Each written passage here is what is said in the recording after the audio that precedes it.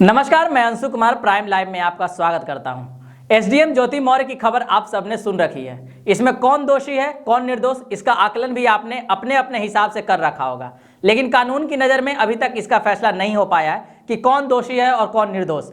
अभी ज्योति मौर्य की खबर हल्की ठंडी पड़ गई है, लेकिन यह खबर कोयले की आग की तरह है, जो ठंडी तो पड़ गई है लेकिन इसका आग काफ़ी समय तक रहता है, और ऐसा हुआ भी है। इस खबर के बाद कई ऐसे ही खबर हमें देखने को मिला है। अब बिहार से ही एक और ज्योति की खबर आई है, जो इस ज्योति मौर्य से काफ़ी ज़्यादा आगे निकली हुई है। तो आइए आपको इसकी खबर आपको सुनाते हैं। इसमें पति ने अपनी पत्नी को खूब पढ़ाया लिखाया और यहाँ तक कि पत्नी को नौकरी के लिए और सेंटर मैनेज करने के लिए 10 लाख रुपए भी दिए, वो भी उधार लेकर। यह कहानी है बिहार के मुजफ्फरपुर की 34 वर्षीय ज्योति और 34 वर्षीय पति प्रियरंजन की और प्रेमी सोमेश्वर झा की। पति प्रियरंजन के अनुसार दोनों ने लव मैरिज की थी, सब कुछ ठीक चल रहा था। ज्योति को पढ़ने की कुछ बनने की इच्छा थी। प्रियरंजन का दावा है कि उसने पत्नी को पढ़ाया लिखाया।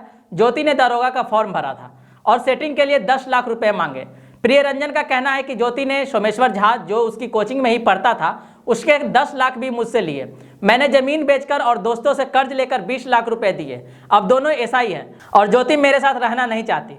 मुझे जान से मारने और झूठे केस में फंसा देने की धमकी दे रही है। मामले जिले के सदर थाना क्षेत्र का है। मुजफ्फरपुर जिले के मुसहरी प्रखंड के निवासी प्रियरंजन और ज्योति की दोस्ती साल 2005 में हुई।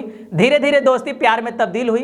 2009 में दोनों ने भागकर दिल्ली में लव मैरिज कर ली। इसके बाद प्रियरंजन ने दिल्ली में ही रियल एस्टेट का काम भी शुरू कर दिया। ज्योति ने 1 साल तक दिल्ली के बैंक में नौकरी की। साल 2012 में ज्योति को बीपीएससी की तैयारी करने का मन हुआ। उसने जब अपने पति प्रियरंजन से बात की तो वो राजी हो गया। उसके बाद ज्योति ने गुड़गांव में एक कोचिंग में तैयारी शुरू कर दी। 9 दिसंबर 2013 को दोनों को एक बेटा हुआ, जिसका नाम रेयांश है। वही 2016 में नोटबंदी के बाद प्रियरंजन का काम धीमा पड़ गया, जिसके बाद दोनों मुजफ्फरपुर वापस आ गए। ज्योति मुजफ्फरपुर में भी बीपीएससी की कोचिंग करती रही। पति प्रियरंजन के मुताबिक मुजफ्फरपुर लौटने के बाद कोचिंग में उसकी दोस्ती सोमेश्वर नाथ झा से हुई। धीरे धीरे दोनों की दोस्ती प्यार में बढ़ती गई और इसी बीच 2019 में दोनों की नौकरी बिहार पुलिस में बतौर दरोगा के पद पर लग गई, जिसके बाद ज्योति साथ रहने से इनकार करने लगी। 2019 में उसका चयन बिहार पुलिस में हो गया। नौकरी लगने के बाद 2020 से वह अपने पति के साथ रहने से इनकार कर दिया। ज्योति को मनाने का काफ़ी प्रयास किया गया, लेकिन पत्नी नहीं मानी। साथ ही अब वह पति को जान से मारने की धमकी भी दे रही है, जिसको लेकर पति ने एसडीपीओ पूर्वी से लिखित शिकायत भी की है। ज्योति के 10 साल के बेटे ने बताया कि जब पापा घर पर नहीं थे तब मम्मी हमको लेकर सोमेश्वर सर के घर जाती थी। वहां कई दिनों तक रहती थी। हमको दूसरे कमरे में सुला देती थी। मम्मी और सोमेश्वर सर दूसरे कमरे में सोते थे। 2019 बैच में बिहार पुलिस में नौकरी लगने के बाद ज्योति ट्रेनिंग पर चली गई। प्रियरंजन को लगा कि ज्योति ट्रेनिंग पर है। इसी बीच वो ज्योति को उसके प्रेमी सोमेश्वर नाथ झा के साथ बाइक पर घूमते हुए देख लिया, जिसके बाद दोनों के बीच खूब लड़ाई हुई थी। 10 सितंबर 2022 की सुबह प्रियरंजन ने ज्योति को प्रेमी के साथ बाइक पर घूमते हुए देखा। उसके बाद उसने सीसीटीवी से उसकी फोटो निकलवाई।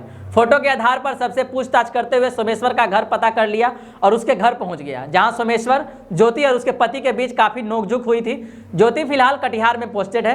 अब वो अपने पति के साथ रहने से इनकार कर रही है। इसके बाद प्रियरंजन ने ज्योति और अपने ससुराल वालों को फोन कर साथ रहने के लिए बोलने लगा, जिससे नाराज ज्योति उसे जान से मारने और जेल भेजने की धमकी देने लगी। इसके साथ ही बेटे का अपहरण कर प्रियरंजन को झूठे केस में फंसाने की भी धमकी देने लगी। इस संबंध में प्रियरंजन ने 10 मई 2023 को एसडीपीओ पूर्वी को आवेदन देकर इंसाफ की गुहार लगाई है। प्रियरंजन ने बताया कि जब दरोगा का एग्जाम होने वाला था उस समय ज्योति ने कहा कि सेंटर मैनेज करने में 10 लाख रुपए लग रहे हैं, आप दे दीजिए। साथ ही कहा कि सोमेश्वर के पिता के पास पैसे नहीं हैं, आप दे दीजिए, वो बाद में लौटा देगा। जिसके बाद प्रियरंजन ने जमीन बेचकर और दोस्तों से कर्ज लेकर 20 लाख रुपए ज्योति को दिए थे। प्रियरंजन जब भी जो सोमेश्वर को दिए 10 लाख रुपया ज्योति से वापस मांगता था, तब ज्योति उससे लड़ाई करने लगती थी। महिला दरोगा ने अपने ऊपर लगे सारे आरोप को बेबुनियाद बताया है।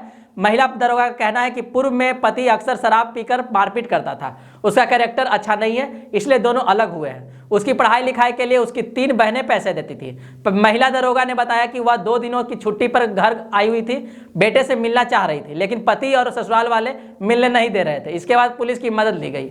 आज की वीडियो को यहीं पर समाप्त करते हैं। वीडियो पसंद आई हो तो वीडियो को लाइक करें, हमारे चैनल प्राइम लाइव को सब्सक्राइब करें और इस वीडियो को शेयर भी करें। धन्यवाद।